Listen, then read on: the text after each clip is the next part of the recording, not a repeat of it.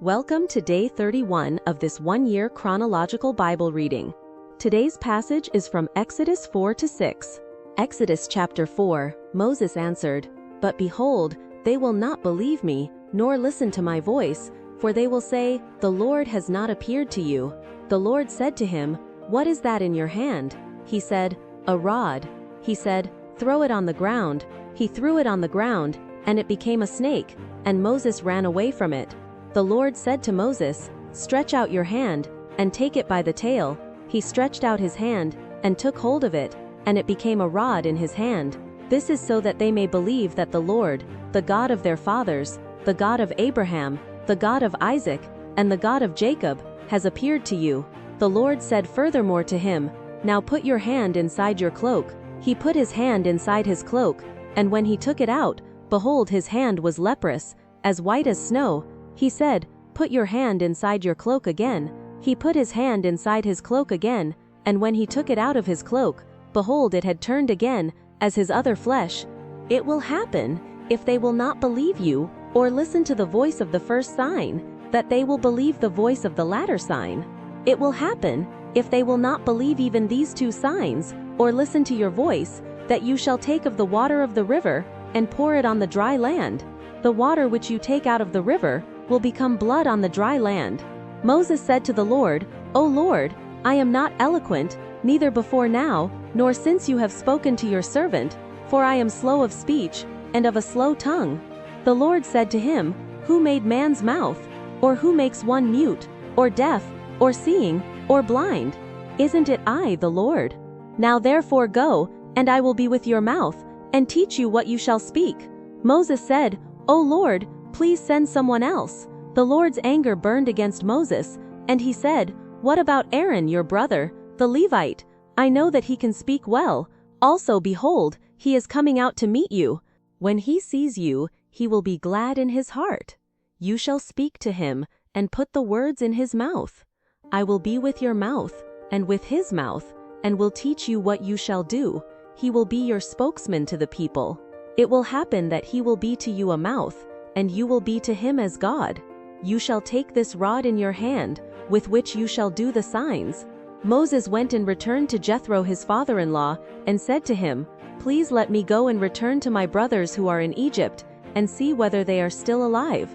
Jethro said to Moses, "Go in peace." The Lord said to Moses in Midian, "Go, return into Egypt, for all the men who sought your life are dead."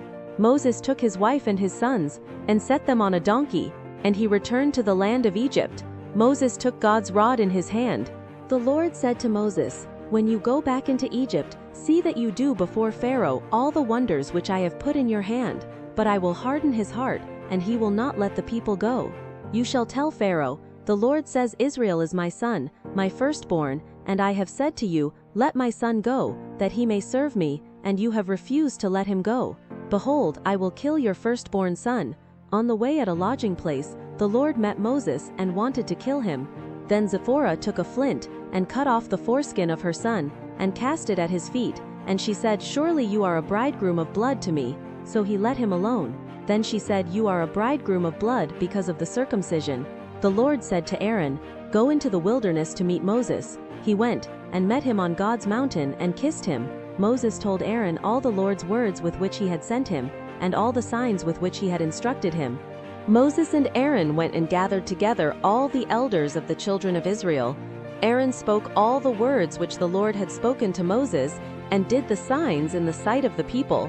The people believed, and when they heard that the Lord had visited the children of Israel, and that he had seen their affliction, then they bowed their heads and worshipped. Exodus chapter 5. Afterward Moses and Aaron came, and said to Pharaoh, "This is what the Lord, the God of Israel says, let my people go, that they may hold a feast to me in the wilderness." Pharaoh said, "Who is the Lord, that I should listen to his voice to let Israel go? I don't know the Lord, and moreover, I will not let Israel go." They said, "The God of the Hebrews has met with us. Please let us go 3 days' journey into the wilderness, and sacrifice to the Lord our God, lest he fall on us with pestilence, or with the sword." The king of Egypt said to them, "Why do you, Moses and Aaron, take the people from their work? Get back to your burdens." Pharaoh said, Behold, the people of the land are now many, and you make them rest from their burdens. The same day Pharaoh commanded the taskmasters of the people and their officers, saying, You shall no longer give the people straw to make brick, as before, let them go and gather straw for themselves. You shall require from them the number of the bricks which they made before. You shall not diminish anything of it, for they are idle. Therefore they cry, saying, Let's go and sacrifice to our God. Let heavier work be laid on the men, that they may labor in it. Don't let them pay any attention to lying words. The taskmasters of the people went out with their officers, and they spoke to the people, saying, This is what Pharaoh says, I will not give you straw. Go yourselves, get straw where you can find it, for nothing of your work shall be diminished. So the people were scattered abroad throughout all the land of Egypt, to gather stubble for straw. The taskmasters were urgent, saying, Fulfill your work quota daily, as when there was straw. The officers of the children of Israel, whom Pharaoh's taskmasters had set over them, were beaten, and were asked, Why haven't you fulfilled your quota both yesterday and today, in making brick as before? Then the officers of the children of Israel came and cried to Pharaoh, saying, Why do you deal this way with your servants? No straw is given to your servants, and they tell us, Make brick, and behold, your servants are beaten, but the fault is in your own people.